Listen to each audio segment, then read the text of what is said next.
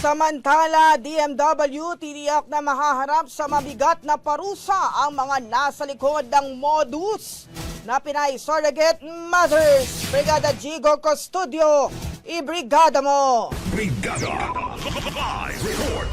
Hindi palalampasin at papatawan ng pinakamabigat na parusa ng batas ang mga individual na nasa likod ng pagpapadala ng 20 Pilipina sa Cambodia para gawing surrogate mothers.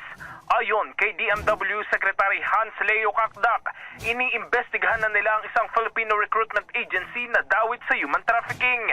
Giit pa ni Kakdak, kailanman ay hindi pinahihintulutan ang pagpapadala ng mga OFW para sa ganitong uri ng trabaho. Tiniyak naman ng DMW ang tulong para sa mga nasagip na biktima. In the heart of changing lives, ito si Brigada Jigo Custodio ng 105.1 Brigada News of Manila, the Music News Authority.